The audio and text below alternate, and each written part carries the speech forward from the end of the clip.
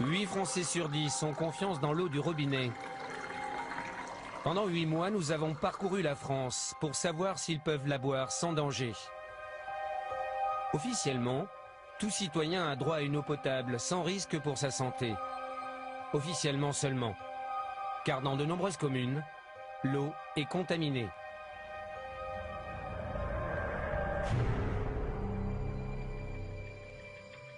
Partout en France, les distributeurs ajoutent de l'aluminium dans l'eau pour la rendre plus limpide. Parfois, en trop grande quantité. Maxi 2320 ? Vous vous rendez compte que la santé de ces gens-là est en danger? C'est incroyable. Vous avez envie, vous, d'avoir une maladie d'Alzheimer? Ben, pas moi. L'aluminium favoriserait la maladie d'Alzheimer. Près de 3 millions de Français ont bu au moins une fois de l'eau non conforme en aluminium. En Charente, en Eure-et-Loire ou en Seine-et-Marne, la population boit une eau interdite pour les femmes enceintes ou les jeunes enfants. On ne peut pas décemment continuer à ouvrir le robinet et avoir la pourriture qui nous sort du robinet. Il y a quelque chose qui est tout à fait intolérable. En 2008, 5 millions de Français ont consommé au moins une fois de l'eau non conforme en pesticides, malgré les risques de cancer. Dans d'autres régions, c'est le radon, un gaz hautement radioactif qui se diffuse dans l'eau du robinet. Il y a 255 000 becquerels par mètre cube. 255 000 becquerels par mètre cube, j'ai jamais vu ça nulle part. Les citoyens et les élus boivent une eau chargée en radon sans en être informés. On n'a jamais eu d'analyse de radon, en tout cas qui nous ont été communiqués, et on n'est absolument pas au courant de ces résultats. Le radon est cancérigène, mais la France ne mesure pas sa présence dans l'eau. Une nouvelle menace vient aussi d'être identifiée. Sans le savoir, les Français boivent une eau qui contient des médicaments. En Normandie, dans le centre, en Charente, en Île-de-France ou en Auvergne, nous avons recueilli les preuves de ces pollutions. Nous les avons présentées aux compagnies de l'eau. Enfin, c'est des trucs, ça ne doit pas sortir de la maison, ça. C'est pas des documents publics, hein. Ce truc-là, là. Et vous avez quelqu'un en interne qui vous a donné ça. C'est pas des documents, voilà, d'ailleurs, c'est un document interne. Nous avons aussi interpellé l'État, censé protéger notre santé. Est-ce qu'on peut couper l'émission? On coupe l'émission, voilà, c'est tout. 40 millions de Français boivent régulièrement l'eau de leur robinet. Plongés à nos troubles dans ce produit alimentaire et ses poisons cachés.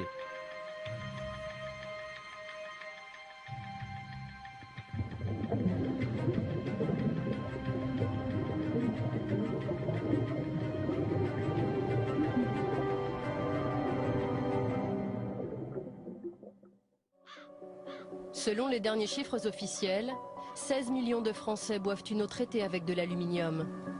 D'après de nombreux scientifiques, cette substance est dangereuse pour leur santé. Pendant 20 ans, Guy Berton a travaillé sur l'aluminium. Comme des centaines de scientifiques dans le monde, cet ancien directeur de recherche au CNRS a étudié la toxicité de ce produit sur les hommes. Voici les résultats d'une étude australienne sur les souris qu'il vient de recevoir. On a réussi à créer la maladie d'Alzheimer en administrant de l'aluminium.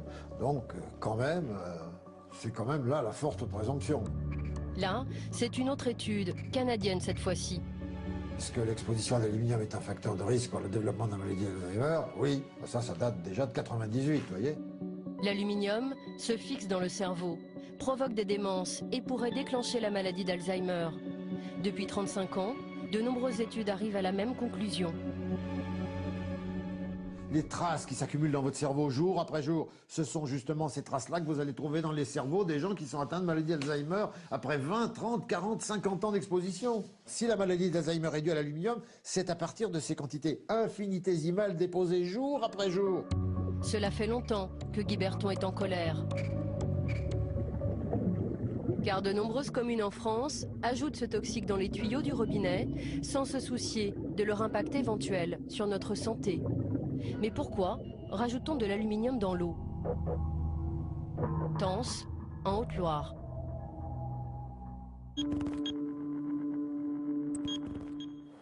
C'est une petite rivière qui prend naissance dans cette vallée. Elle alimente les robinets de 4 villages, 3700 habitants. Thierry Moulin est fier de l'eau de sa rivière, sans aucune trace de pollution, qui alimente sa station de traitement. Donc on est à l'origine des ruisseaux, donc on n'a pas de pollution chimique, pas de pollution industrielle, très peu de pollution agricole, pratiquement nulle, puisque c'est quand même un milieu rural où l'agriculture n'est pas intensive. Donc les problèmes de goût sont minimes. Voilà. Le seul problème de cette eau saine, c'est au moment des intempéries. L'eau se charge en boue, elle devient trouble. Ça nous provoque une coloration de l'eau qui est très difficile à traiter, même après décantation et après filtration. L'eau peut être un peu colorée. Jaune, marron. Voilà, elle est colorée, légèrement jaune. Et les abonnés, évidemment, ne sont pas très heureux d'avoir une eau distribuée, donc colorée. C'est dans cette station de traitement qu'on rend l'eau plus limpide. Le principe, utilisé par Thierry Moulin et le président du syndicat des eaux, est le même depuis 30 ans. Ça s'appelle la flocculation au sulfate d'aluminium. Voici le bac qui contient le produit chimique. Oui, on a 3200 litres et ça nous fait à peu près une année de fonctionnement. Voilà, si vous en mettez sur les doigts, ça vous rend les doigts un petit peu râpeux. Donc il y a quand même une agressivité du produit. L'aluminium est injecté dans l'eau et capte les particules de boue en suspension. Mais il est très difficile à doser. Alors donc on utilise cette pompe doseuse, donc. Oui. Il faut doser le plus juste possible pour avoir une flocculation correcte et éviter des dépassements en aluminium. Chaque matin, l'employé de la station analyse la présence d'aluminium dans l'eau pour vérifier s'il n'y a pas de dépassement de la norme fixée par l'Europe, 200 microgrammes par litre. Voilà, on avoisine pratiquement les 100%, donc ça veut dire qu'en aluminium, on est à zéro, pratiquement zéro. Donc ça veut dire qu'en aluminium, en sortie de station, on n'a pas d'aluminium. Donc là, c'est une bonne analyse. C'est qu'on est bien, quoi, voilà, pour le moment. Voilà. Aujourd'hui, l'eau est de bonne qualité, mais c'est loin d'être toujours le cas. L'eau de cette station de traitement dépasse parfois jusqu'à 4 fois la norme aluminium. Voici les analyses des autorités sanitaires pour l'année 2009. Et je voyais qu'il y avait quand même pas mal de dépassements en aluminium. On a des dépassements, oui. Parce que je voyais là, sur 10 analyses, vous avez quand même 6 fois des dépassements de normes, en fait.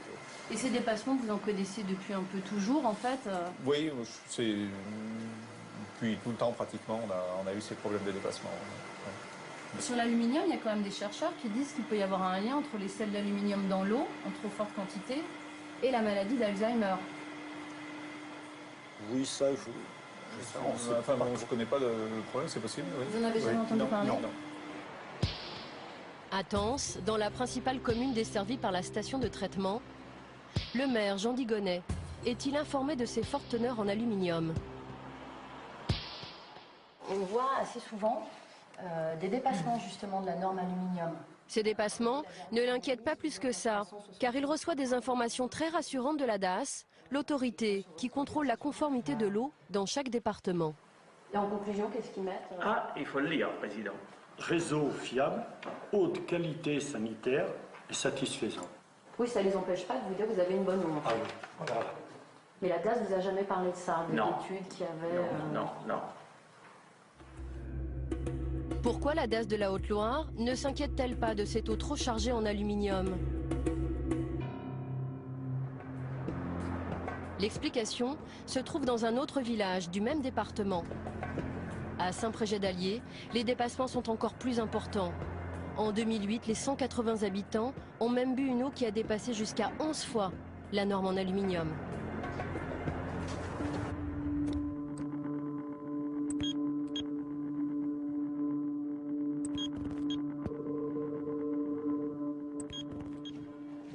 Pour l'ingénieur sanitaire de la DAS qui nous rejoint, ces chiffres ne sont pas alarmants.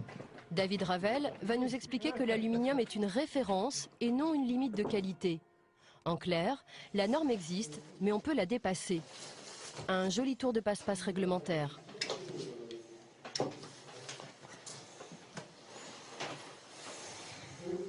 Là, par exemple, effectivement, on a 936 microgrammes par litre en aluminium. Et on conclut quand même eau d'alimentation conforme. Tout à fait. Alors pourquoi? Parce que le paramètre de conformité par rapport à de l'eau est apprécié au regard des limites de qualité. Il n'est pas apprécié au regard des références de qualité, tout simplement. Dans cette colonne à gauche, ce sont les limites de qualité. Quand les substances toxiques reconnues par l'État dépassent, l'eau est non conforme. Mais dans la colonne de droite, celle des références de qualité, lorsque l'aluminium dépasse la norme, l'eau est toujours conforme. C'est-à-dire, si je suis dans cette colonne-là et que je dépasse, l'eau est non conforme. Exactement. Si je suis dans la référence de qualité que je dépasse, l'eau est quand même conforme. Exactement. C'est quand même un peu étrange, non? Non, non. Une référence de qualité ne traduit pas un risque sanitaire, ou pas un risque sanitaire direct en tout cas. Donc ça veut dire que l'aluminium, il n'y a pas de risque sanitaire avec l'aluminium, même si on dépasse les normes. Aujourd'hui, l'aluminium est une référence de qualité. Donc il n'y a pas de risque sanitaire. C'est pas considéré comme une limite de qualité. Ah oui, alors c'est quoi ça? Moi, j'ai pas d'appréciation à avoir, j'applique la réglementation.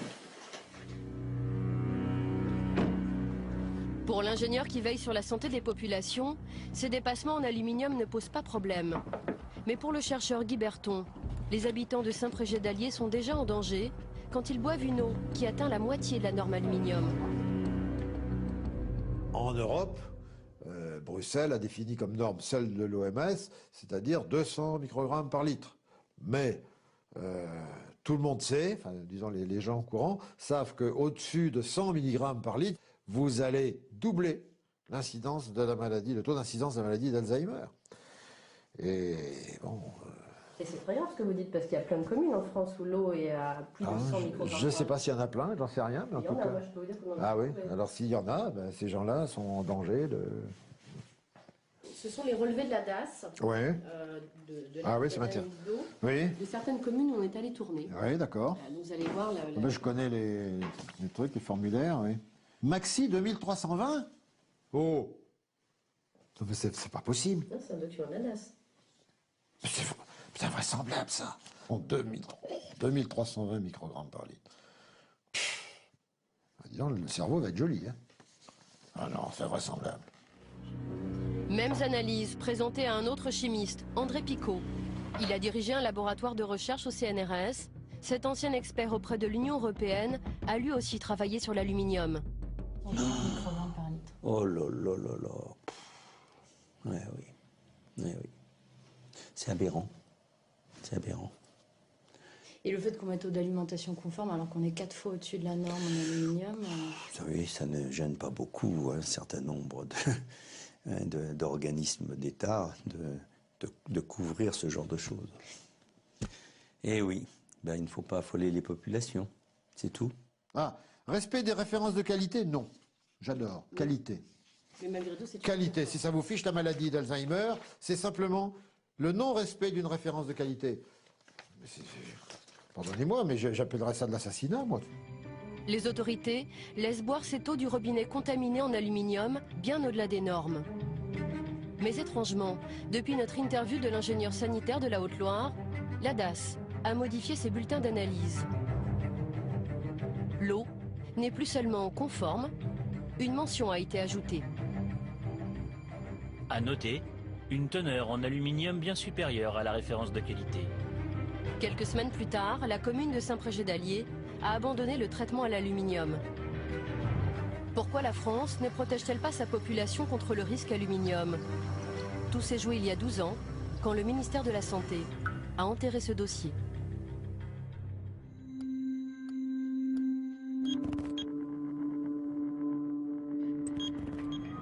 En 1998, une équipe épidémiologique de Bordeaux travaille sur la maladie d'Alzheimer. Elle fait une découverte importante. Une forte teneur en aluminium dans l'eau du robinet pourrait être un facteur de risque de la maladie d'Alzheimer. C'est Jean-François Dartigues qui a supervisé cette étude. Elle a été publiée par son équipe à l'INSERM, un institut de recherche qui dépend du ministère de la Santé. Ses conclusions étaient formelles. L'aluminium multiplierait par 2 le risque de la maladie d'Alzheimer. L'exposition à un taux d'aluminium dans l'eau d'adduction supérieur à 100 microgrammes par litre était associée à un risque majoré de maladie d'Alzheimer, un risque à peu près augmenté de 50%. 100 microgrammes par litre, c'est la moitié de la norme actuelle. Cette information fait l'effet d'une bombe et les gros titres de France Soir. Le 14 octobre 1998, ce journaliste publie l'information. Voilà l'article qu'on avait sorti à l'époque, donc avec les déclarations de Jean-François Dartigues et d'un certain nombre de scientifiques. Enfin bon, ça a été donc l'explosion immédiate. Lorsque Roger Langlais contacte Jean-François Dartigues, le chercheur est catégorique sur ses résultats. J'ai appelé Dartigues, celui qui dirigeait l'unité de recherche. Et puis, donc à l'époque, il se montrait très naturellement convaincu. Il me disait, ça fait 2 ans qu'on vérifie nos résultats, donc on ne va pas encore les vérifier. Et il déclarait, on devrait tout de suite demander à la population, dans les communes où on atteint 100 microgrammes ou plus, d'arrêter de boire de l'eau du robinet, tout simplement, et de boire de l'eau en bouteille, en attendant d'utiliser un autre système. Et tout de suite, la préconisation, évidemment, de cesser de traiter l'eau du robinet avec de l'aluminium. Et vous dit ça à l'époque? Et il me dit ça à l'époque, c'est vraiment très clair. Voilà. Il n'y a pas la moindre ambiguïté, il n'y a pas le moindre doute. Il n'en est plus au stade des doutes, il en est au stade des certitudes vérifiées. Le jour où François fait sa une, surprise. Une étude de l'INSERM de Bordeaux à prendre avec précaution. Elle établit un lien entre l'aluminium présent dans l'eau du robinet et puis la maladie d'Alzheimer. Jean-François Dartigues désamorce la bombe sur TF1. Le chercheur est soudain devenu très prudent. J'insiste sur le fait qu'il s'agit simplement d'une association statistique et qu'on ne peut pas, absolument pas conclure à une relation causale sur une seule étude. Pourquoi le scientifique a-t-il minimisé les conclusions de son étude? Le jour même, le chercheur Guy Berton était aux côtés de son collègue Jean-François Dartigues, juste avant qu'il n'accorde une interview à TF1. Selon lui, Jean-François Dartigues aurait reçu ce jour-là un coup de téléphone de Bernard Kouchner, alors secrétaire d'État à la Santé. Il a appelé Jean-François Dartigues au téléphone pour lui intimer l'ordre d'aller le soir même à TF1 démentir les propos qu'il avait tenus, qui plus est lui-même, dans l'article, dans l'interview qu'il avait eu avec le journaliste de François et qui était rapporté dans l'article de François. C'est le ministre de la Santé qui l'appelle en Absolument. Absolument. C'est ce que m'a dit Jean-François Dartigues en revenant, en disant « Monsieur Berton, je suis désolé, je ne pourrai pas assister à votre séminaire de cet après-midi parce que Kouchner me demande d'aller à la télévision ce soir à TF1, sur TF1, démentir les propos tenus par mon équipe et moi-même concernant l'aluminium. » Certaines personnes m'ont dit que vous aviez reçu un coup de fil le jour justement de cette une pour vous demander d'aller minimiser un peu votre étude devant les médias. Absolument pas. Absolument pas. Non, absolument pas. Non, ça je peux vous affirmer, absolument pas. Guy Berton dit pourtant être sûr de lui. Il affirme se souvenir très bien de son indignation. J'ai dit qu'il n'était pas le chercheur du ministre, ni du gouvernement français, mais qu'il était le chercheur de la totalité de la population française et même de la totalité de la population mondiale. Voilà. C'est ça un chercheur. Le chercheur n'a pas de compte à rendre à un ministre. Voilà. Il a un compte à rendre à sa conscience, c'est tout. Et qu'est-ce qu'il vous dit, lui, comme réponse? La réponse a été très simple. Alors là, je m'en souviens comme si c'était hier. Il a répondu oui, mais moi, si je veux des crédits l'année prochaine pour mon unité. Voilà, c'est tout. Malgré nos multiples relances, la chargée de presse du ministre Bernard Kouchner n'a pas donné suite à notre demande d'interview. Je vous confirme que son emploi du temps est très chargé. Nous devons déjà refuser beaucoup de demandes d'entretien sur des sujets d'actualité essentiels. Les scientifiques vont se faire discrets, mais 2 ans plus tard, le ministère de la Santé commande tout de même une étude à l'AFSA. C'est l'organisme d'État qui veille sur la sécurité alimentaire des Français. En 2003, voici son rapport. 16 millions de Français boivent une eau traitée au sel d'aluminium. Près de 4 millions boivent même une eau qui dépasse la norme. Et pourtant, selon les experts de l'AFSA, il n'apparaît pas nécessaire de fixer pour les eaux une référence de qualité inférieure à 200 microgrammes par litre. Pour l'AFSA, l'affaire est réglée, on ne touche pas à la norme. Marie Favreau est directrice des risques sanitaires dans cet organisme. Aujourd'hui encore, elle est convaincue du bien fondé de cette décision. La référence de qualité qui est de 200 mg par litre d'aluminium, pour vous, est une bonne référence? Est une très bonne référence. Enfin, une très bonne. Est la référence de qualité. Ouais. Et alors, qu'est-ce que vous recommandez quand on dépasse la référence de qualité en aluminium? Alors, nous recommandons rien. L'AFSA ne recommande rien, même quand la norme est largement dépassée, comme à Saint-Prégé-d'Allier par exemple. Là, par exemple, vous voyez, c'est une commune de Haute-Loire, c'est une analyse qui date de 2009. Il trouve en aluminium 1230 microgrammes par litre. Donc on est quand même 6 fois au-delà des références de qualité. Alors est-ce que cette eau doit être consommée ou pas? Je vous redis pour la dernière fois, je veux dire peut-être encore une fois de façon à être plus claire, que le rôle de l'AFSA, c'est de fixer ces fameuses limites de qualité et de les donner aux gestionnaires. Voilà. Son rôle ne va pas plus loin et ne peut pas aller plus loin. Mais est-ce que vous avez établi des recommandations sur les dépassements? Est-ce qu'on doit consommer ou pas en fait? C'est ça la question qu'on se pose. L'attaché de presse intervient. Sophie, je pense qu'on a hier, on n'aborde pas les questions de la gestion. Ça, c'est le gestionnaire. Oui, mais c'est savoir quelles recommandations on a sur les dépassements de référence de qualité, en fait. Est-ce qu'il y a des recommandations ou pas qui existent, en fait? Est-ce qu'on peut couper l'émission? On coupe l'émission. Voilà, c'est tout. Mais en fait, j'aimerais comprendre pourquoi. Moi, je vous demande Je vous demande de couper l'émission. En 2007, 2 700 000 Français ont bu au moins une fois une eau au-dessus de la norme aluminium. Nous n'en saurons pas plus. Quelles sont les communes touchées par ces dépassements? Lors de notre enquête, nous avons trouvé quelques villes, et pas seulement des villages comme Saint-Prégé-d'Allier et Tence, où la norme officielle est ponctuellement dépassée. Montbéliard, 26 000 habitants, juste au-dessus de la norme.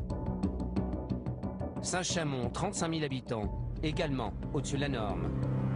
Saint-Brieuc, 46 000 habitants, plus de 4 fois la norme.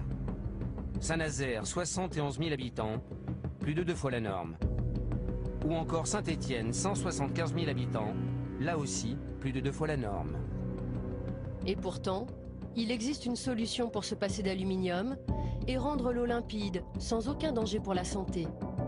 En France, les habitants d'une grande ville peuvent boire l'eau du robinet en toute tranquillité. Cette grande ville, c'est Paris. Depuis plus de 30 ans, la mairie a proscrit l'aluminium.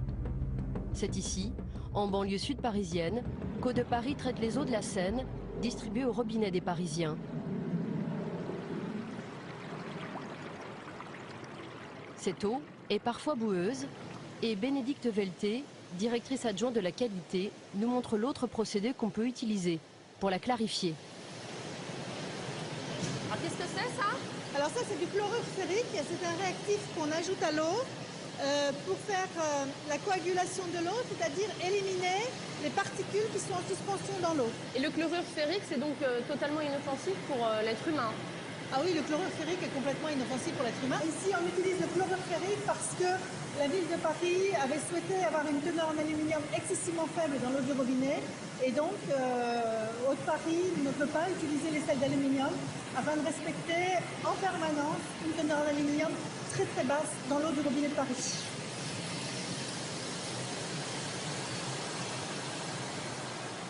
Pourquoi un quart des Français, selon les derniers chiffres, boivent-ils toujours une eau traitée à l'aluminium et non pas au fer? Est-ce que c'est plus complexe à utiliser par exemple que les sels d'aluminium? Non. Non, c'est pas plus complexe à utiliser, c'est simple d'utilisation. Et est-ce que c'est plus coûteux par exemple que les sels d'aluminium? Non, c'est pas plus coûteux que les sels d'aluminium. Non, non, le coût est équivalent. Pourquoi on n'a pas généralisé ce principe en France? Le problème des sels ferriques, c'est que dans certains cas, ça peut donner une petite couleur à l'eau, parce que le fer est rouge, donc ça peut donner une petite couleur à l'eau. Mais là, on parle de choses qui ne sont pas dangereuses pour la santé. Même si l'eau est un peu colorée par les chlorures ferriques, c'est pas dangereux. Non, non, c'est pas dangereux, mais c'est l'aspect esthétique que le consommateur est excessivement perturbé dès que l'eau a une couleur ou un trouble, ce qui est tout à fait logique. Hein. C'est la première perception que le consommateur ressent. Pour ne pas déplaire à leurs clients, par simple souci marketing, les distributeurs de l'eau préfèrent encore utiliser les sels d'aluminium. Du côté des grandes compagnies de l'eau, l'utilisation de ce toxique est tabou. Suez, le numéro 2 français, a refusé de s'exprimer sur ce traitement.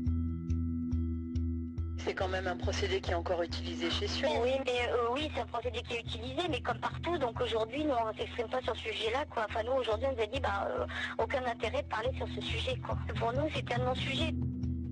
Veolia, le numéro 1 mondial, qui vend de l'eau à 24 millions de Français, a accepté de nous recevoir, mais sans connaître les informations dont nous disposons.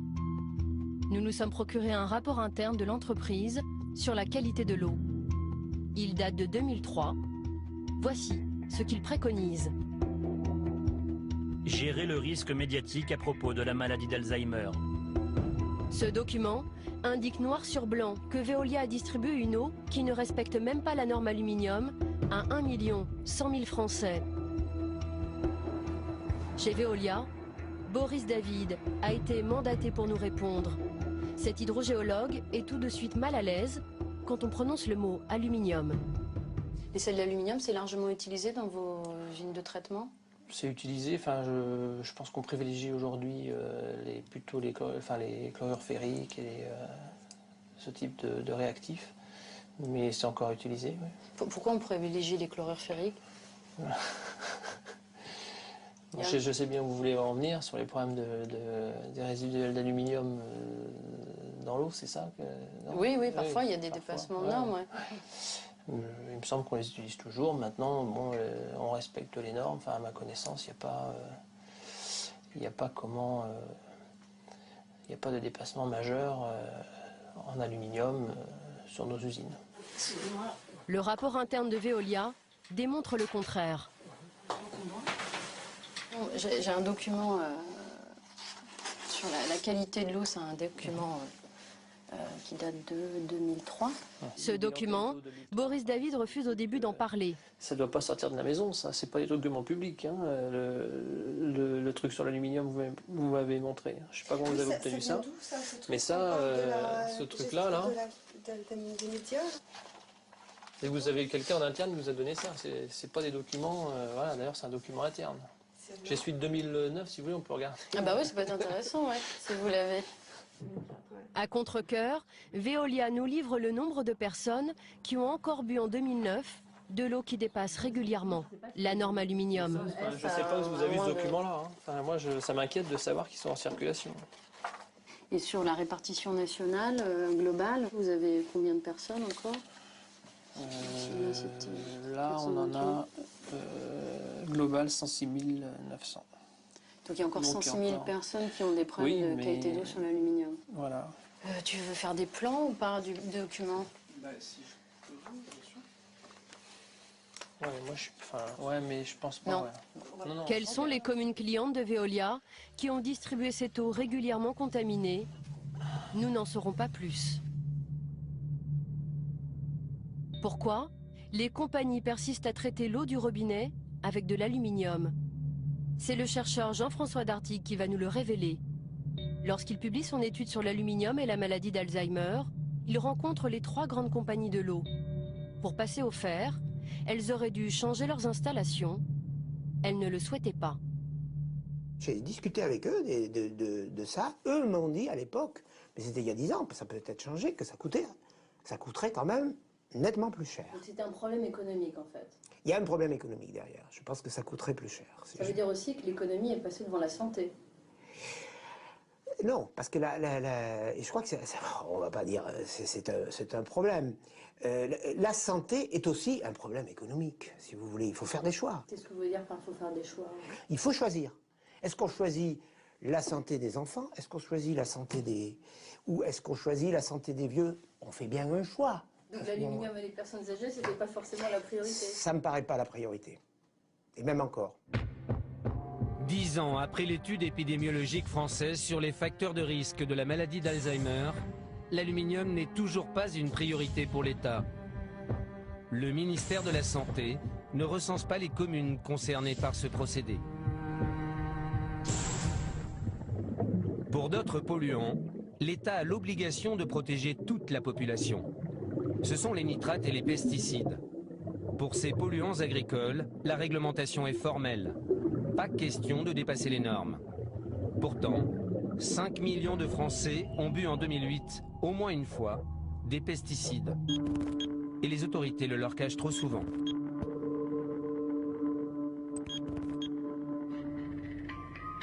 En Eure-et-Loire, écouter la radio vous rappelle qu'ici l'agriculture a depuis longtemps contaminé les réserves d'eau.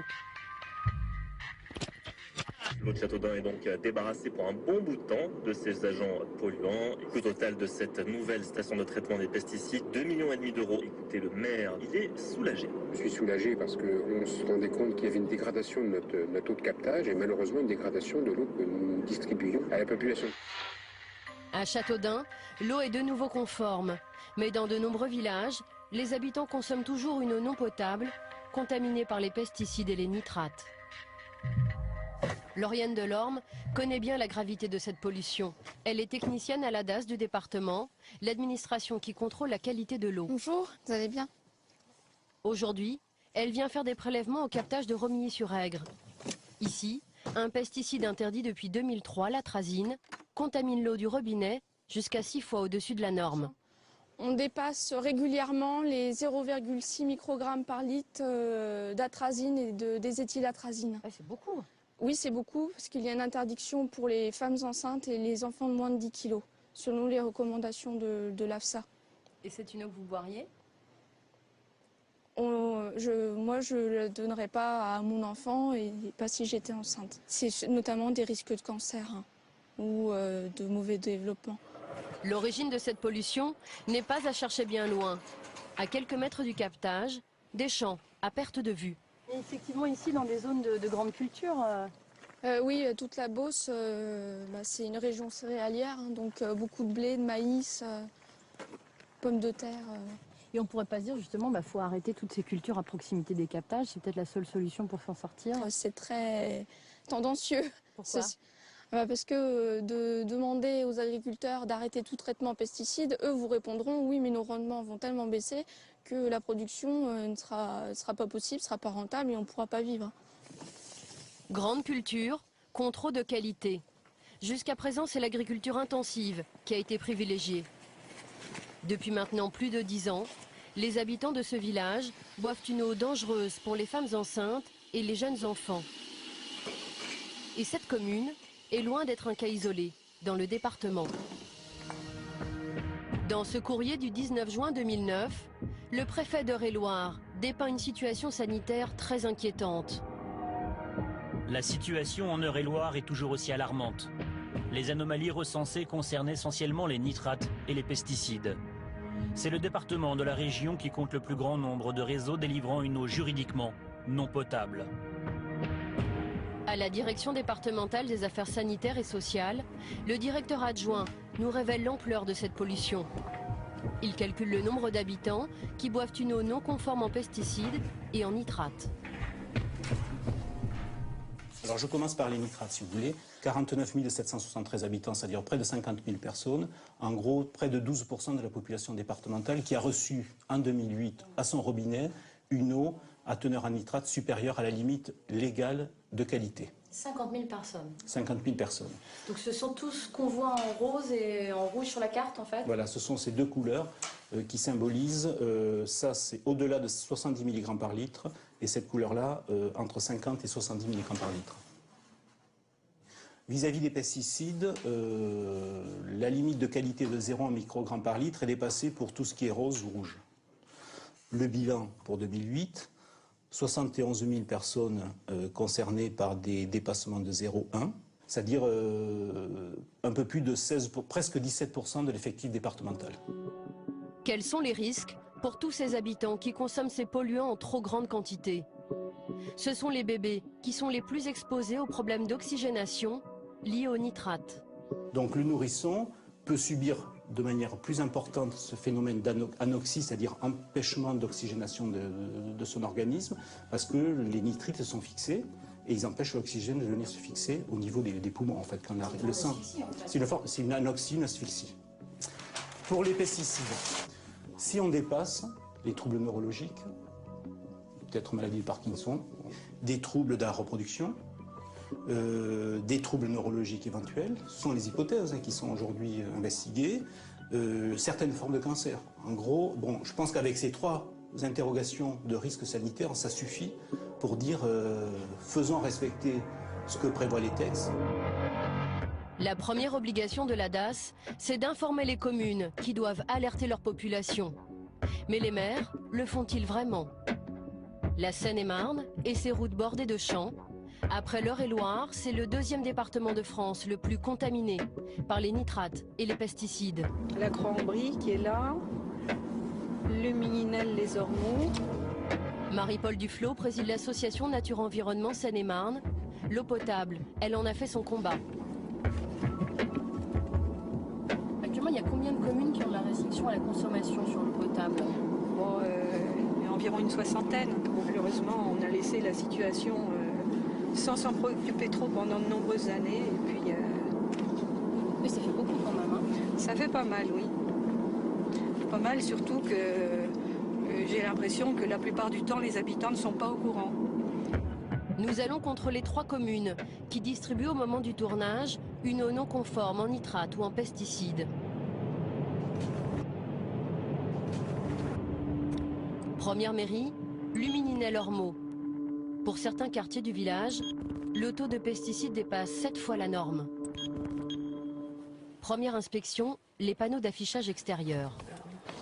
PV de la réunion du conseil communautaire, bon, il n'y a rien. À l'intérieur, même constat. Bon, il y a quand même risque d'intoxication du monoxyde de carbone, ils sont conscients de ça. Par contre, l'eau potable, ça n'a pas l'air de faire partie des... Madame le maire, est-ce qu'elle est là Non, je ne suis pas disponible. Ah, c'est vous, madame. Un reportage sur l'eau et la manière dont les mairies communiquent sur la qualité de l'eau. Oui. Vous prenez un rendez-vous parce que moi, aujourd'hui, je n'ai pas le temps. D'accord, mais c'était juste pour savoir pourquoi ça n'était pas affiché alors que c'est une obligation des mairies d'afficher. C'est affiché en principe dans les mairies. Bah oui. Donc voilà, c'est pas là aujourd'hui, c'est pas de chance. D'accord ? C'est pas de chance. Mais Donc pour les citoyens, c'est pas de chance. Oui, mais aujourd'hui, je n'ai pas le temps. Un accueil sympathique. Ouais, très sympathique. Ce qui s'appelle se faire jeter. Deuxième commune, Gatun. L'eau est au-dessus de la norme de 50 mg par litre pour les nitrates et 6 fois plus pour les pesticides. Bonjour. Je suis Sophie Le Gall, je suis journaliste pour France 3. Oui. Bonjour monsieur. Bonjour. En fait, on réalise un reportage sur l'eau du robinet. Oui. Et puis là, on fait un petit tour des mairies dans le coin pour voir un peu comment ils communiquent auprès de leur population sur la qualité de l'eau. Ah bah vous êtes tombé sur la bonne mairie. Pourquoi je suis monsieur Pichot, le maire de Gatun. Vous pouvez nous montrer un peu en termes d'affichage ou de communication à la population, comment vous procédez Les relevés. Ah, ils sont dehors. Les analyses ne sont affichées nulle part. Et vous savez que c'est obligatoire d'afficher en mairie? Oui, je sais. Mais pourquoi ça n'a pas été fait alors? Ah, madame, pourquoi que ça n'a pas été fait? Pourquoi que c'est fait? Pourquoi que c'est... Vous savez, je vous le dis, je vous le répète, on n'a aucun malade, aucun mort. Des fois, je blague avec les gens. L'eau, mais on n'a pas grand-chose, nous. Les pesticides, enfin, c'est beaucoup. C'est les pesticides qu'on a. Et les nitrates. La secrétaire vient de sortir ce document d'un tiroir. Il confirme bien des dépassements en nitrates et en pesticides. Voilà. Et là, par exemple, il y a des restrictions à la consommation là, sur ces relevés? Si, bien sûr. Ah non, mais que les femmes enceintes et puis les nourrissons, oui. Les nitrates et les pesticides sont reconnus maintenant par tout le monde comme étant d'origine agricole. Qu'est-ce que vous connaissez faut arrêter de dire ça, faut arrêter. Alors là, vous allez me mettre en colère, là. Parce que... Pas de chance, le maire est un ancien agriculteur. Les agriculteurs sont quand même responsables en partie de ces taux de pesticides et de nitrates élevés dans l'eau quand même. Ah oui, mais je vous dis pas le contraire.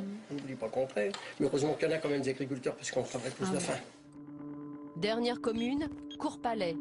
Ici aussi, l'eau potable dépasse la limite en nitrate et 4 fois la norme pesticide. Devant le parvis de la mairie, surprise, une future maman embarque des bouteilles d'eau. Donc qu'est-ce que vous faites là en fait? C'est parce qu'en fait, comme je suis enceinte, je venais demander des aides et on m'a dit que j'avais le droit à des bouteilles d'eau. Une par jour en fait. Voilà. Tous les mois, les gens, alors on distribue de l'eau aux femmes enceintes et aux femmes enceintes. Donc à partir du 4e mois de grossesse jusqu'aux 10 kilos d'enfants. Mais monsieur le maire arrive. On a rentré beaucoup de masques, etc. Et on n'a pas de... Charles Saadia est maire depuis 2 ans. On n'avait pas de place, donc on a aménagé cet endroit pour...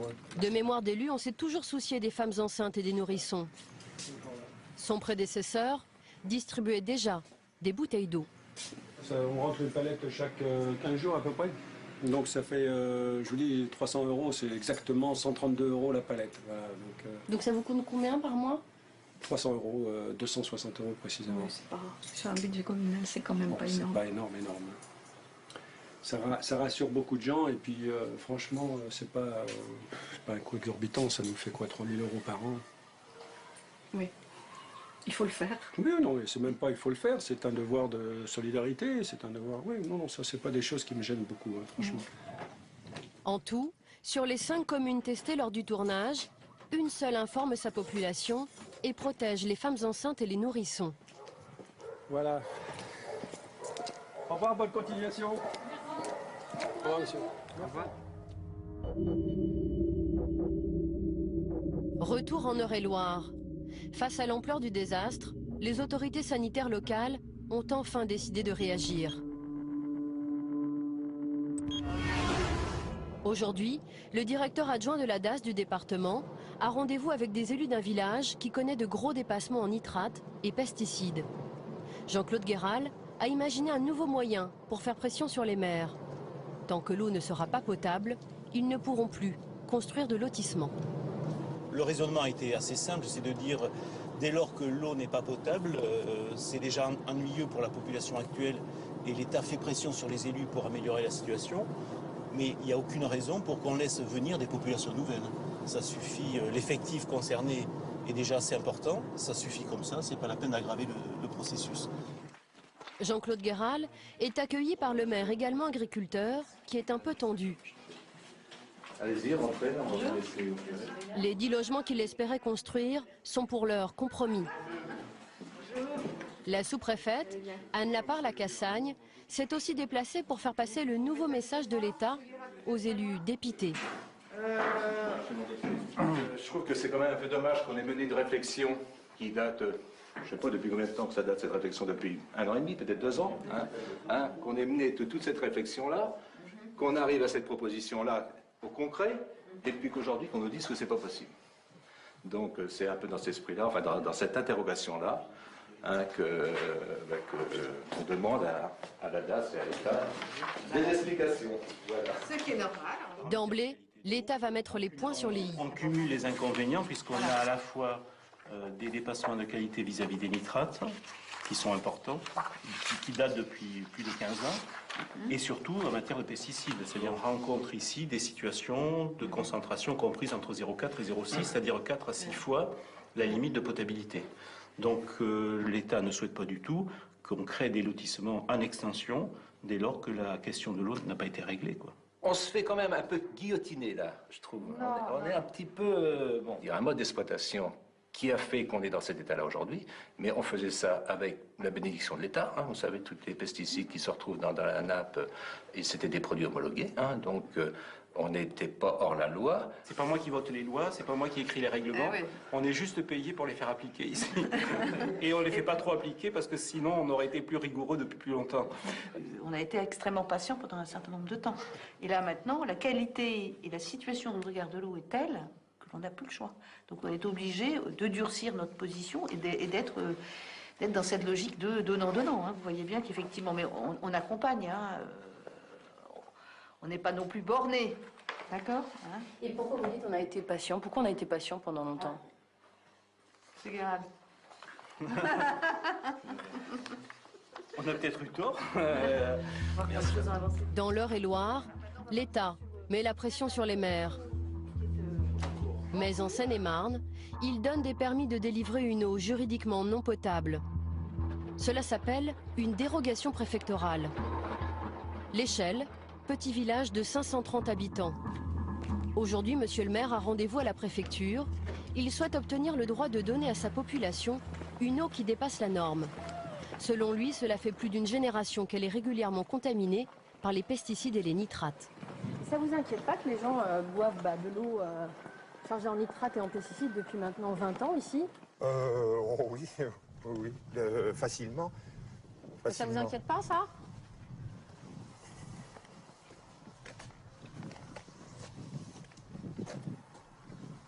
Je sais pas.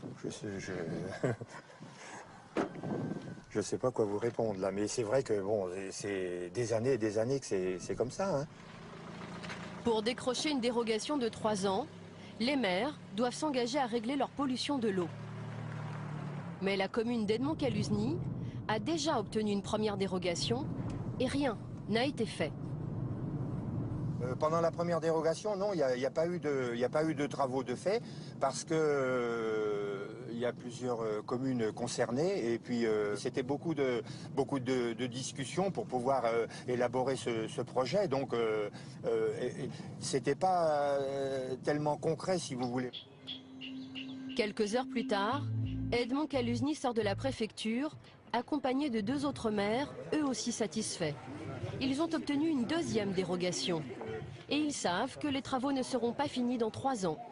Mais si ça dure plus de 3 ans, on va être obligé de refaire une troisième dérogation. Elle a dit que c'était la dernière. Hein. Ah oui, oui, mais en principe, on peut en avoir une troisième. Hein. Oui. Alors on espère que à ce niveau-là... C'est un peu plus difficile. Hein. Oui. Mais bon. Vous pensez que vous n'allez pas réussir à faire les travaux dans les 3 ans en fait? Non. Pas tout. Fin 2011, donc les travaux vont démarrer et ça va durer 4 ans. Donc ça va nous emmener en 2015. Hein. Les habitants de l'Échelle devront attendre encore 5 ans avant d'avoir de l'eau potable à leur robinet. Ces dérogations peuvent s'éterniser jusqu'à 9 ans. Et pendant ce temps, le ministère de la Santé oublie de dire aux populations que l'eau peut être interdite pour les femmes enceintes et les nourrissons. Sur son site internet, voici ce que le ministère se contente d'indiquer: eau d'alimentation conforme par dérogation. Dans le local de son association, Marie-Paul Duflot découvre que ces eaux qui dépassent par exemple les normes nitrates sont déclarées conformes par l'État. Eau d'alimentation conforme, effectivement, je trouve que cette phrase n'est pas judicieuse. Restriction d'usage. Non, il n'y a pas les restrictions d'usage, effectivement. Oui. Ah oui, c'est effrayant.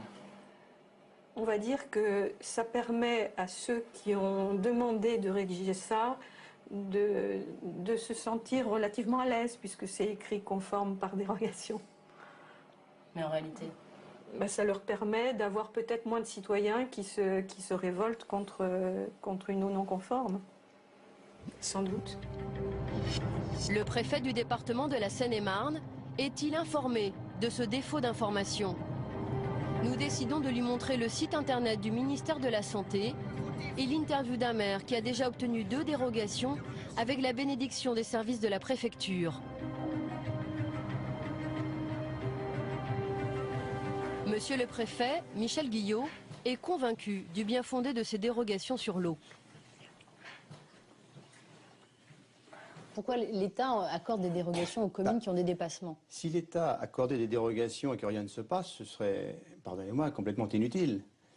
Mais l'État n'accorde de dérogation que parce que la commune s'engage à un projet de réalisation, d'investissement qui aboutira à terme à une solution pérenne, donc à une qualité de l'eau satisfaisante. Alors je vais vous montrer, dans les lieux de Seine-et-Marne, qu'il y a des dépassements de sa commune en pesticides et en nitrates, et qui a lui aussi, on est à sa deuxième dérogation. Alors le préfet est quand même un peu fautif. Ah oui, ça, sans doute. Tous les ans, je demande une dérogation parce que je mets toujours de mon nom, que les travaux avancent pas, et il me la donne. Alors expliquez-moi ça. Ça fait combien d'années que vous avez des dérogations? Oh, ça fait 3 ans. Vous allez encore en avoir là? Ah oui. Il ne faut pas comprendre la dérogation comme étant le fait de retarder la décision politique. On a un peu parfois l'impression quand on les écoute, les maires. Quelques maires, encore une fois, voyez un certain nombre... J'aurais pu autant présenter d'autres qui disent, mais oui, on est d'accord. Ça ne nous arrange pas, mais le préfet a raison de nous obliger à. C'est comme ça. En Seine-et-Marne, 106 communes, 20% des mairies du département sont toujours sous dérogation. Pourquoi l'État n'alerte-t-il pas la population dont le préfet a la responsabilité? Les nitrates, effectivement, on est à 64 mg par litre, donc on est effectivement au-dessus des normes. 50. Et pourtant, quand on regarde la conclusion, il est écrit « eau d'alimentation conforme par dérogation ». Oui. Est-ce que vous trouvez que c'est une bonne façon d'informer les gens? Elle pourrait être formulée différemment. Je suis une femme, je m'installe dans cette commune, je veux voir la qualité de mon eau, par exemple, notamment. Je vois eau d'alimentation conforme par dérogation. Je me dis donc que j'ai une eau qui n'a pas de problème. Et pourtant, c'est une eau qui est interdite à la consommation pour les femmes enceintes. Écoutez, oui, ça manque sans doute d'éléments de précision. Je suis d'accord avec vous, oui. Il faudra je l'indiquerai au ministère de la Santé et également au service d'action sanitaire et sociale, oui, c'est sûr. Ça n'est pas un mensonge, simplement c'est une imprécision, d'accord, ou une ambiguïté, d'accord. L'État protège mal les habitants et des entreprises en profitent pour leur proposer des solutions miraculeuses. Ils leur promettent une eau qui protégerait soi-disant leur santé, comme en Eure-et-Loire. Tu veux de l'eau, Loulou? Aurélie Rive s'est installée 2 ans plus tôt à la campagne pour la qualité de vie. Cette maman découvre alors que l'eau du robinet est non conforme en nitrate et 2 fois au-dessus de la norme pour les pesticides. Merci. Cette situation la préoccupe car elle a 2 enfants en bas âge, dont Lauric, 1 an. Qu'est-ce qui vous inquiète plus précisément pour les enfants, par exemple? Beaucoup les... Enlève ta tétine. Beaucoup les pesticides. Les pesticides, parce que pour les... Voilà. Pour les petits... Pour les petits garçons, surtout... je sais que surtout pour les jeunes enfants, c'est dangereux. Et puis, pour se dire, on boit de l'eau du robinet et puis on sera en bonne santé, on va pas être malade parce qu'on décide de boire l'eau du robinet, quoi. Malgré tout, Aurélie donne de l'eau du robinet à son fils, mais filtrée, car elle s'est équipée d'un appareil qui traite l'eau. Donc en fait, on a installé un calibrodénitrateur. Ça purifie l'eau, ça enlève nitrate, pesticides et calcaire. Alors, on avait possibilité d'avoir 2 réglages, comparaison Volvic ou Evian. Ce qu'on a fait, on a opté pour Evian, c'est parce qu'on nous a précisé que quand on mettait ce genre d'appareil, qu'on choisissait ces dosages, on pouvait utiliser l'eau pour les biberons des enfants. Aurélie et sa famille ont acheté cet appareil lorsqu'un commercial est venu les informer de la mauvaise qualité de leur eau. Voilà, ça c'est le dossier de la société qui nous a vendu le calibrodénitrateur. Il avait un tableau complet sur toutes les communes et la commune de Trizay-les-Bonnevalles était dans son tableau et c'est là qu'il nous a montré l'étude exacte, les chiffres exacts de la commune. Et ça vous a coûté combien? Alors, 3 000 €. 3 000 €. 3 000 €. Oui. C'est quand même un sacré investissement, 3 000 €. Gros budget qu'on a financé, nous, par un petit crédit sur quelques années. Mais oui, effectivement, c'est un bon gros budget. Cette entreprise qui démarche les particuliers en leur garantissant une eau de qualité, tient-elle ses promesses? Nous avons fait analyser l'eau du calibrodénitrateur. Le taux de nitrate a un peu baissé, mais à 40 mg par litre, l'eau est déconseillée pour les nourrissons par la plupart des pédiatres. Pour les pesticides, l'appareil ne retient rien, l'eau est tout bonnement non conforme. Nous prenons rendez-vous chez Aurélie avec la société Fabre, qui n'est pas informée des résultats de nos analyses. Qui est installé dans le garage. L'un des responsables de l'entreprise va d'abord nous vanter les mérites de son appareil, censé supprimer les pesticides et la quasi-totalité des nitrates. On va garder à peu près 10%, en moyenne selon les réseaux, environ 10% de ce qui est contenu au départ. Donc là, ici, on est autour de 60 mg par litre. Donc on va être en dessous de 10 mg par litre de nitrate. Et au niveau des pesticides, ça retient les pesticides Alors, également? Nous avons du charbon actif à l'intérieur de cette cartouche qui a la faculté d'enlever des pesticides. On est à 0,18 microgrammes par litre, donc le calibrodénitrateur peut traiter. Pas de chance pour l'entreprise, nos analyses démentent totalement ces belles paroles.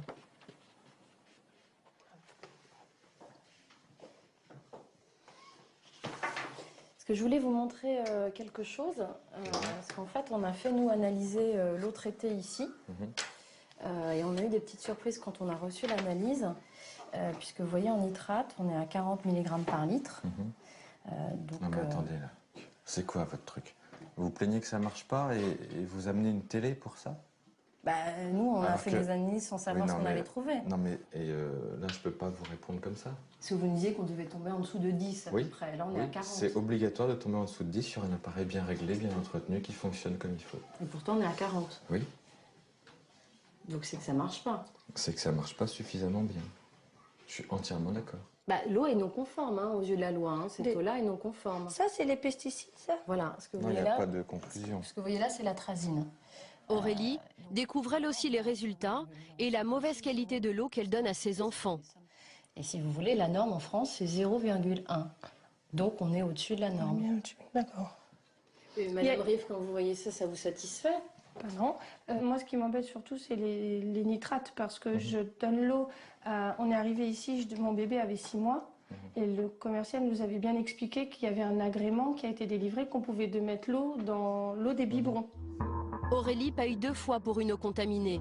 Une première fois pour un appareil qui ne marche pas, une seconde fois à sa commune qui distribue une eau juridiquement non potable.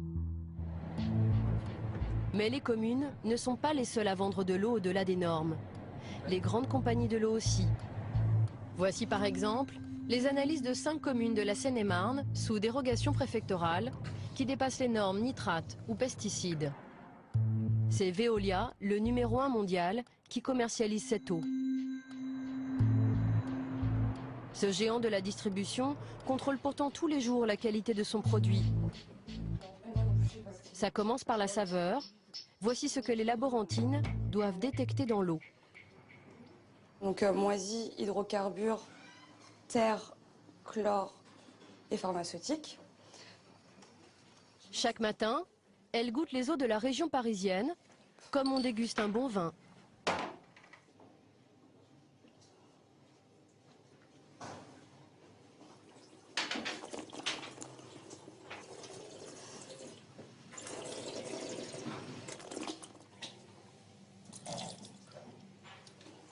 Néant. Aujourd'hui, rien à signaler. Et est-ce qu'on peut détecter comme ça, par exemple, la présence des nitrates ou des pesticides? Non. Non, on ne peut pas. Là, c'est vraiment juste... c'est une analyse sensorielle, donc du coup, on ne peut pas savoir réellement ce qu'il peut y avoir dans l'eau. On peut juste déterminer effectivement s'il y a une odeur ou une saveur, mais pas plus. C'est-à-dire qu'on peut avoir une eau finalement qui a un bon goût mais qui est de mauvaise qualité ou inversement. Voilà. Bactériologiquement aussi, des fois, elles sont bonnes en saveur, mais pas bactériologiquement et vice-versa. Le goût n'a donc rien à voir avec la qualité sanitaire de l'eau. François Enguéhart dirige ce laboratoire de Veolia où sont analysées les propriétés bactériologiques ou chimiques de l'eau du robinet. Voilà, bon, peut-être on va commencer ici. Donc, au centre d'analyse environnementale, on analyse environ 200 000 échantillons tous les ans. On ne verra pas d'atrazine, mais... Ici, on analyse notamment l'atrazine, ce pesticide qui contamine le plus souvent l'eau du robinet. Quand vous trouvez régulièrement, par exemple, de l'atrazine ou un autre pesticide dans une eau, Oui. qu'est-ce que vous faites? Alors nous, on est laboratoire, donc nous, on l'analyse et on le dit à l'exploitant. Après, ce qui est possible de faire, effectivement, ça va être de mettre en place un traitement complémentaire sur l'usine. Mais de nombreuses communes, approvisionnées par Veolia, n'ont pas d'usine de traitement. Nous avons mis le doigt sur un dossier sensible. Aussitôt, le chercheur le signale à son directeur et au service de presse. On va poser des questions sur est-ce qu'il y a des villes où il y a un réseau de l'atrazine, tout ça. Est-ce qu'il y a des collectivités où il y a de l'atrazine? T'en prends un nom? Non. C'est la vérité, oui. Alors, et de la com et de la presse, vous commencez à nous parler de vérité, alors on est dans la merde. Pourquoi Veolia distribue une eau trop chargée en nitrates ou en pesticides à certains de ses abonnés?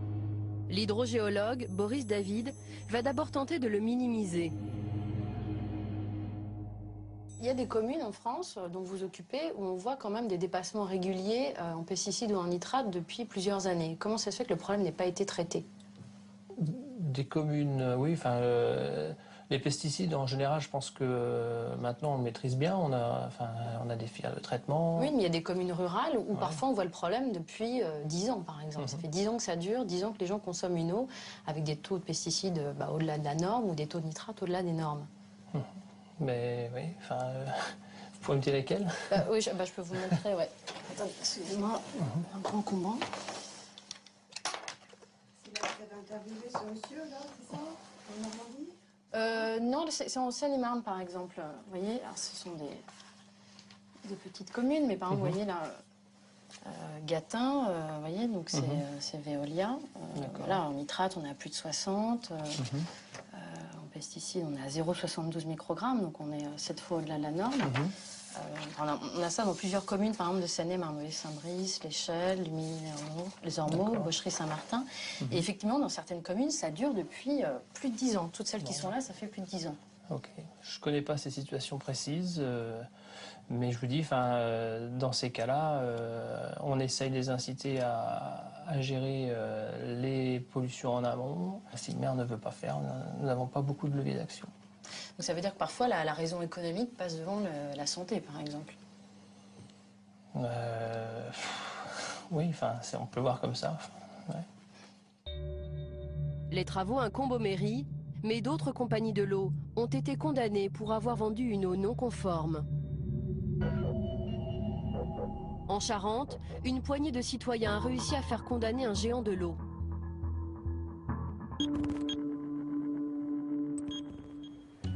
Cette bataille judiciaire s'est déroulée à Moutier. Il y a 9 ans, ces 2 enseignants et ce douanier ont découvert que la SOR, le numéro 3 français, vendait à 11 000 personnes l'eau contaminée de ce captage de la Forge. À partir de 1991, on était au-delà des normes. On est monté jusqu'à 0,6, 0,7 pour le cumul de pesticides et encore simplement sur les 2 pesticides, les 2 désherbants du maïs. Donc on était à 6 à 7 fois les normes en fait. Pour certains éléments, et notamment pour les pesticides isolés, oui, on était largement dans cette ampleur-là, oui. On était un peu révoltés, il faut bien dire. On se dit c'est quand même pas croyable qu'on n'ait pas été informé d'une part, et puis il faut faire quelque chose, quoi. Bon, alors cette espèce de merta qu'il y a là-dessus, quoi. C'est une merta. Pour attaquer la SOR, il a d'abord fallu faire la preuve de la contamination. Pour nos citoyens, ce fut la chasse aux bulletins d'analyse, qui sont pourtant des données publiques. Dans certains cas, ça a été relativement facile parce qu'on a pu les avoir dans des archives municipales. Et puis dans d'autres cas, on s'est heurté à un refus des syndicats des eaux de nous transmettre ces éléments parce qu'ils savaient, enfin en tout cas ils craignaient qu'on donne une suite judiciaire à notre action. Après 12 ans de contamination, la source d'eau polluée a enfin été abandonnée.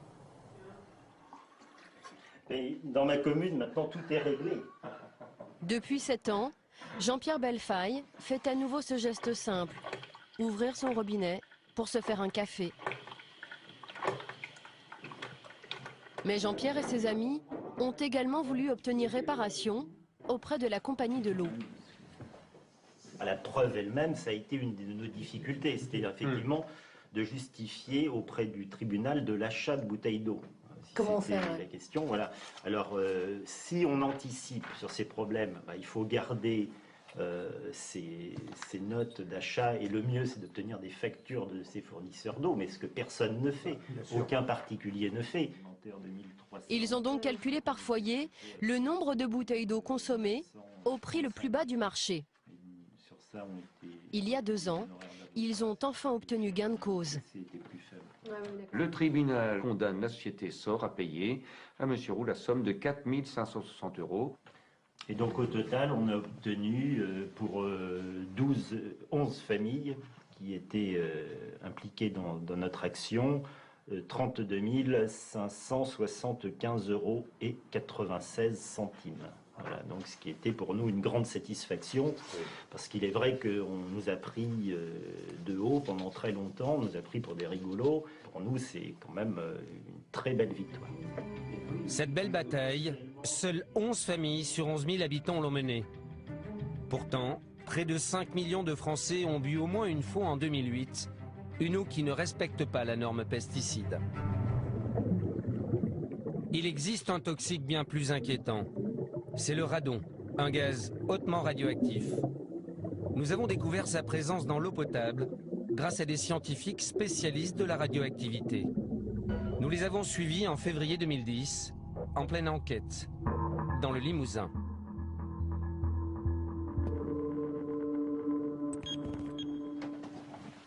Bruno Charéron est ingénieur en physique nucléaire. Il dirige le laboratoire indépendant de la CRIRAD, un organisme agréé par l'État et spécialisé sur la radioactivité. Aujourd'hui, sous une pluie battante, il se rend au captage de Saint-Sylvestre. Le responsable local de la SOR, qui distribue l'eau, et son attaché de presse l'accompagnent. L'ingénieur de la CRIRAD va rechercher la présence du radon, un gaz radioactif dégagé par les sols granitiques et présent dans l'eau. C'est moi qui vous ouvrirai la porte, par contre, si c'est possible. Donc là, vous n'entrez pas dedans tant qu'on n'a pas fait la vérification. La première mesure du radon dans l'air du captage va lui prendre 10 minutes. En attendant, Bruno Charéron explique les risques de ce gaz aux responsables de la source.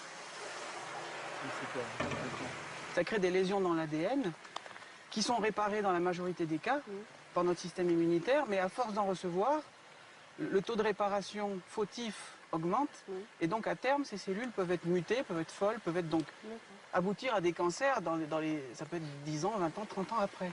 Donc c'est pas parce que c'est naturel que c'est bon.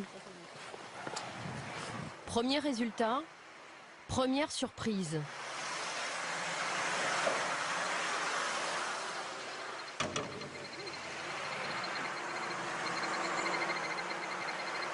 Alors, il y a quand même 27 000 becquerels par mètre cube, alors qu'on est juste à l'entrée, quoi. Dans les écoles, par exemple, la norme à ne pas dépasser est de 1000 becquerels. C'est beaucoup ? Ah bah 27 000 becquerels par mètre cube, c'est pas tous les jours qu'on mesure ça quand même. Hein. Oui, c'est vraiment beaucoup. C'est-à-dire que... Devant ces chiffres alarmants, les employés de la SOR vont désormais se tenir à l'écart de notre caméra et du captage. Donc ça, c'est un masque. Là, c'est obligatoire, là. Bah oui, parce que vraiment, la concentration en radon est vraiment très importante. 27 000 becquerels par mètre cube, c'est vraiment très élevé. Tout comme notre caméraman, Bruno Charéron s'équipe dorénavant d'un masque à charbon actif pour réaliser une seconde mesure, plus précise encore, de la radioactivité. Est-ce que vous sentez que c'est un peu plus dur de respirer? Ouais. Oui? Oui. C'est bon? Seconde mesure, énorme surprise.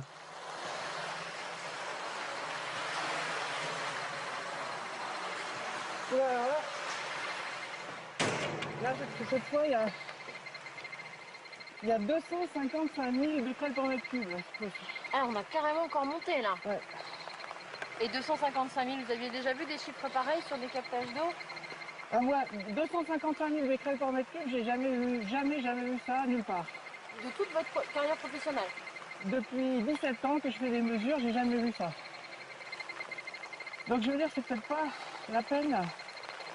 Enfin, si vous filmez, bon, on a un masque avec une cartouche à charbon actif qui piège le radon, mais c'est pas la peine d'y rester trop longtemps.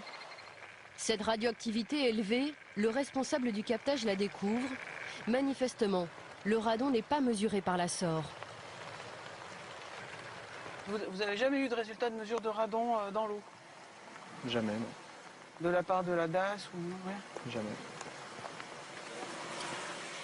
La radioactivité de l'eau du captage se retrouve-t-elle au robinet des habitants de Saint-Sylvestre?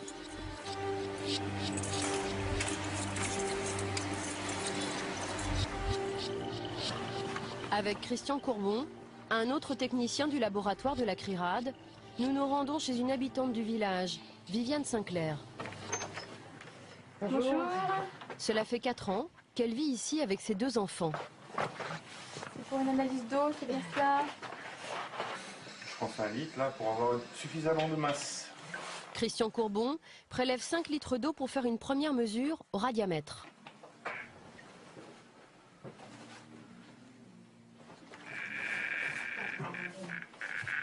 Ça veut dire qu'il y a du radon dans l'eau, quoi. Parce que bon, il y a beaucoup de descendants du radon qui sont présents dans cette eau pour pouvoir le mesurer avec un radiamètre sur aussi peu de matière. D'accord. Voilà. Donc ça veut dire qu'a priori cette eau est chargée en radon. Il y a un marquage clair, voilà. Vous, cette eau, vous la buvez? Eh bien oui, on boit l'eau du robinet toute l'année. On boit que ça. On boit que ça. Les enfants aussi? Absolument. Cette mesure au robinet n'est pas prévue par la réglementation française. On connaît les effets, mais on ne fait rien pour protéger. Voilà. Et pourquoi? Enfin, pourquoi? On aimerait bien savoir. Ouais, on aimerait bien savoir. Voilà. Pour les habitants de Saint-Sylvestre qui boivent l'eau de leur robinet, quels sont les risques de contamination?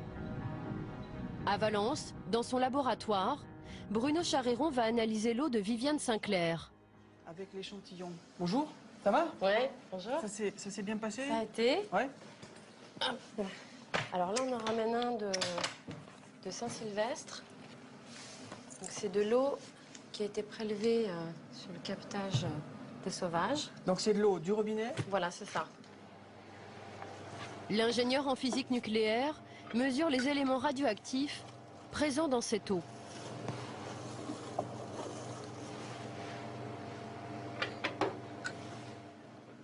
Et voici ce qu'il trouve en radon.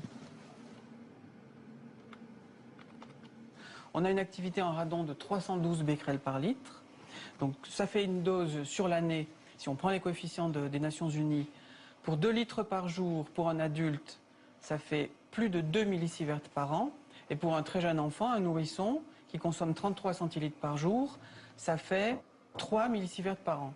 En clair, cette eau devrait être interdite à la consommation. 3 millisieverts, c'est 30 fois plus que la limite de radioactivité pour l'eau potable. Il y a une irradiation interne d'un certain nombre d'organes en fonction du trajet du radon dans le corps. Donc ça va concerner aussi bien l'estomac, les reins, le foie. Une partie du radon peut même atteindre la moelle osseuse. Pourquoi cette eau radioactive est-elle malgré tout distribuée? Tout simplement parce que la réglementation française fait l'impasse sur la radioactivité du radon. Les analyses réglementaires qui sont demandées pour les eaux potables comprennent un certain nombre de contrôles, sauf le radon 222, c'est-à-dire ces pics-là, qui sont pourtant dans beaucoup d'échantillons d'eau souterraine, en particulier dans les régions granitiques, qui sont les principaux contributeurs à l'irradiation des personnes qui vont boire cette eau. En avril 2010, le laboratoire a écrit à la ministre de la Santé. Il a demandé que la France mette en place une norme sur le radon dans l'eau, comme le recommande la Commission européenne depuis 2001. En Haute-Vienne, nous allons découvrir que les autorités sanitaires n'ignorent pas la présence du radon à la sortie du robinet. Jean Jaouen, ingénieur sanitaire à la DAS, va d'abord se montrer rassurant. Il présente une des analyses que ses services ont réalisées à Saint-Sylvestre. L'eau est potable? L'eau est potable et répond aux normes et aux exigences de qualité. Pourtant, en regardant de près ce document, l'eau du robinet contient de l'uranium, du radium et du polonium. Leur radioactivité dépasse la limite de 0,1 millisieverts imposée par les autorités européennes. Ah, c'est quand même supérieur alors à la norme? C'est supérieur, mais c'est compris entre 0,1 et 0,3 millisieverts. Et selon l'interprétation de l'autorité de sûreté nucléaire, l'eau peut être distribuée en état s'agissant d'une petite installation. On n'est pas vraiment tous égaux alors?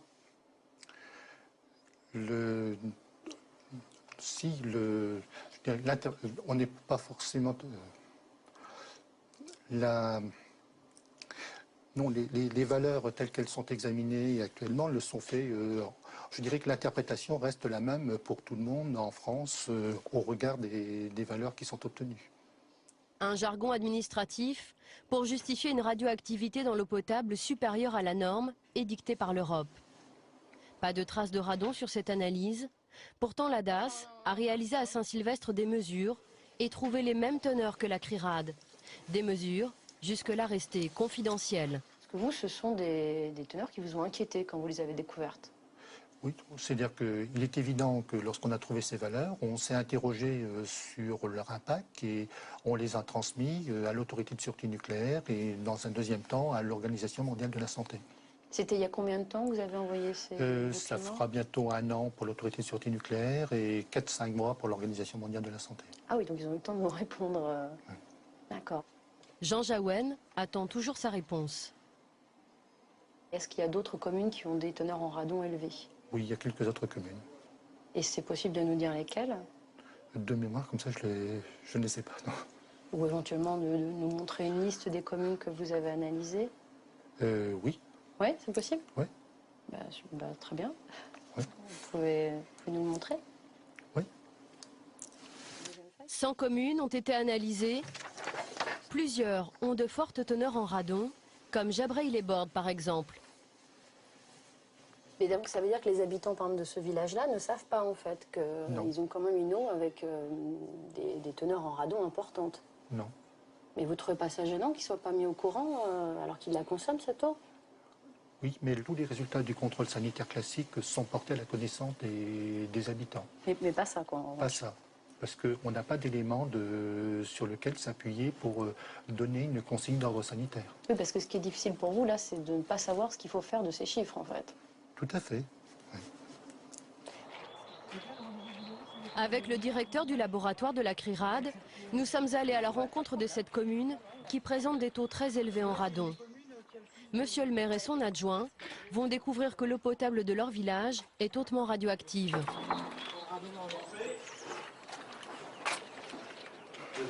Alors ce que je voulais simplement vous montrer, ce sont des analyses qu'on a récupérées en fait à la DAS de Haute-Vienne, qui concernent en fait le radon. Ce sont notre commune ici. D'accord, donc on fait partie des communes en foncé, si je comprends bien. Oui, effectivement, on fait partie des communes où il y a un taux de radon très important. D'accord.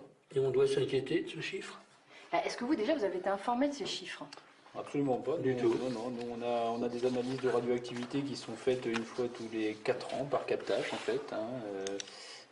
Mais non, on n'a jamais eu d'analyse de radon, en tout cas qui nous ont été communiquées. Et on n'est absolument pas au courant de ces résultats. Voilà. Et comment ça se fait qu'ils fassent des analyses dans votre commune et qu'ils ne vous informent pas alors que vous êtes les élus de cette commune? Bah écoutez, c'est pas à nous qu'il faut poser cette question. Je pense que c'est plutôt à eux. Effectivement, moi je trouve ça un petit peu curieux. C'est vrai que c'est curieux. L'eau atteint parfois 1300 becquerels. Pour la Commission européenne, il ne faudrait plus boire l'eau du robinet au-delà de 1000 becquerels. Et pour Bruno Charéron, avec 50 fois moins de radon, les habitants sont déjà en danger. Il suffit d'avoir dans l'eau seulement 20 becquerels de radon par litre pour dépasser la dose qui est recommandée à ne pas dépasser pour la boisson. Et comment on peut éliminer le radon? Donc pour éliminer le radon, il y a le fait de faire circuler de l'air, de brasser cette eau avec de l'air extérieur qui est peu chargé en radon, pour forcer l'eau à dégazer son radon.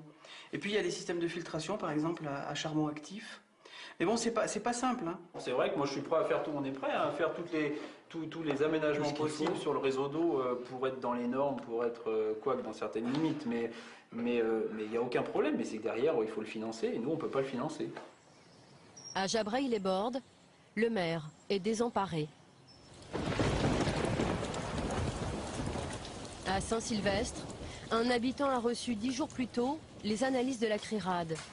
Depuis, Vincent Defaille et sa famille ne boivent plus que de l'eau en bouteille. Alors ça, c'est tout votre stock d'eau? Une petite partie, puisqu'on va faire les courses samedi, donc on en rachètera d'autres. Mais bon, c'est le stock d'eau en priorité pour les enfants. L'eau de la cantine aussi, elle a du radon, donc sur le coup, on a donné des petites bouteilles d'eau à nos enfants, ce qui n'était pas facile pour la cantinière, pour tout le monde, et puis même pour les enfants eux-mêmes, puisque pourquoi nous, on ne boit pas de l'eau, elle n'est pas bonne l'eau, plein de questions. Puis, les seuls enfants qui avaient ces petites bouteilles? Oui, et puis là, en fait, on continue, mais on se rend compte que, voilà, celle du milieu nous a dit, non, moi ça m'énerve de boire de l'eau en bouteille, donc je fais comme les autres. Tous les soirs, Vincent fait l'inspection des cartables de Léonie, 5 ans, et Edgar, 7 ans. Lorsqu'il découvre des bouteilles presque pleines, ce père de famille ne peut s'empêcher d'angoisser.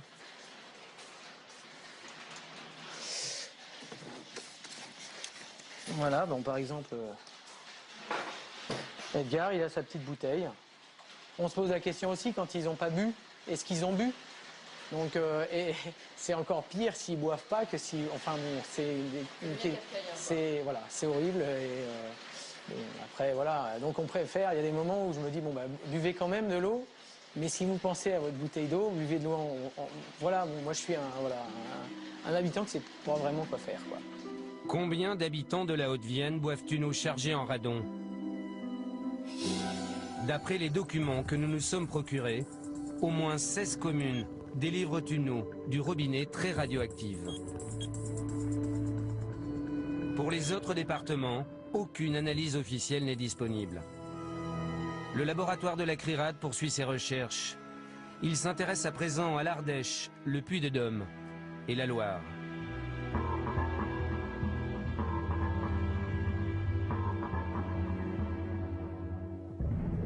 Il existe une pollution de l'eau encore plus méconnue. C'est la dernière menace, un cocktail de 3000 molécules qui circulent dans nos tuyaux. Ce sont des résidus de médicaments. Les Français sont les plus gros consommateurs européens de médicaments. On les retrouve dans l'eau depuis quelques années, mais on ignore encore les effets sur notre santé.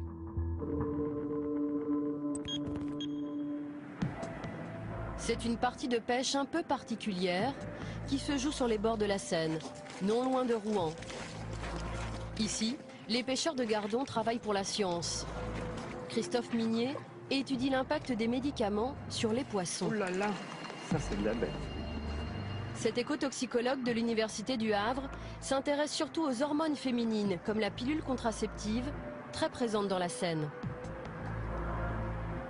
Les personnes prennent la pilule, la métabolisent, l'éliminent via les urines, elle se retrouve dans les stations d'épuration. L'un n'est pas totalement éliminé et finalement dans le milieu. Ça se retrouve comme ça dans la Seine Dans la Seine, dans nos poissons. C'est un mâle. Ces chercheurs s'intéressent surtout aux mâles et à leurs testicules. Voilà les deux testicules du gardon que je viens de prélever et qu'on va analyser. Ce qu'on a pu constater, nous, c'est que justement certaines protéines qui sont normalement exclusivement femelles, eh bien, on les trouve dans le plasma des mâles. Hein, ce qui montre une féminisation d'une population d'individus mâles. Les poissons se féminisent, en partie à cause des hormones féminines. Un peu partout dans le monde, les scientifiques font le même constat. Gardons, moules ou goujons pourraient être menacés de disparition. Si on se réfère à d'autres études qui ont été menées, mais cette fois-ci dans des milieux particuliers, dans des milieux fermés, dans des lacs, eh bien, les Canadiens ont pu publier qu'en contaminant pendant 3 ans avec uniquement la pilule contraceptive avec des niveaux qui sont comparables aux nôtres, eh bien, en 7 ans après, la population a disparu. La féminisation des poissons ne se voit pas à l'œil nu. Depuis 13 ans, Christophe Minier observe leurs testicules au microscope. En 1998, en disséquant un chevenne, il est tombé sur un spécimen inquiétant. J'ai une image assez extraordinaire parce qu'on voit un testicule ou une partie d'un testicule de chevenne ici, qui est apparemment plutôt normal. Ce qui est très très particulier, c'est que sur ce testicule est en train de se développer un ovaire. Et on voit typiquement là, au grossissement que c'est vraiment des tissus connectés et que c'est bien un ovaire qui est, avec ses différents ovocytes ici, qui est en train de se développer sur le testicule. Dans certains fleuves ou rivières, ces mâles qui se féminisent sont loin d'être une exception. Nous, dans les sites pollués, on a de 4 à 40% de poissons intersexués. C'est beaucoup. C'est beaucoup. Les Anglais ont eu des sites jusqu'à 100% intersexués. Nos rivières et nos fleuves ne charrient pas que des hormones. Ils sont devenus une pharmacie à ciel ouvert. Le docteur Joël Spirou a remonté le fil de l'eau. Sa recherche l'a mené à la sortie des eaux usées de l'hôpital de Rouen et de ses 8000 malades. Comme partout en France, ces rejets ne sont pas traités. Toutes les eaux usées passent par là, donc à la fois les water et puis les lavabos, etc. Tous les bains, enfin tous les rejets liquides du CHU et du centre Becquerel, le centre de traitement contre le cancer, arrivent ici, sont collectés ici avant d'être répartis dans la circulation de l'agglomération. Les urines et les selles des malades véhiculent plus de 3000 molécules, la gamme complète de nos médicaments. Le docteur Joël Spirou a recherché et trouvé une trentaine d'entre eux. Des antiépileptiques, des antidépresseurs, des laxatifs ou encore des antidouleurs que la pharmacie centrale délivre tous les jours à ses patients. Donc ici par exemple, vous avez le Demla patch par exemple. C'est quoi ça? Donc ça c'est un antidouleur en fait qu'on pose en patch avant de faire des injections éventuellement. Là, vous avez du spasmo injectable. Donc ça, c'est pareil, c'est un antispasmolytique. Ça fait partie des classes thérapeutiques qu'on a retrouvées dans les effluents du CHU, ce qui est normal puisque les patients qui les consomment les éliminent d'une façon ou d'une autre. Donc ça veut dire que voilà, il y a une problématique de santé environnementale à évaluer de façon sérieuse. À Rouen, l'hôpital n'est pas le seul à rejeter des médicaments. Les 550 000 habitants aussi.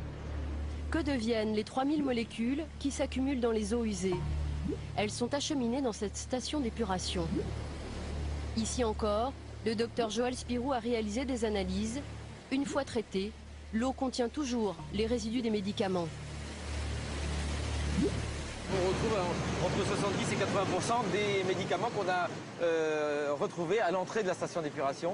C'est une preuve, s'il en fallait une, que ces stations d'épuration ne sont pas prévues. Elles n'ont jamais été prévues pour retenir les résidus médicamenteux. Par exemple, le tramadol, on s'aperçoit que par an, on laisse repartir 78 kilos d'antalgiques dans la Seine.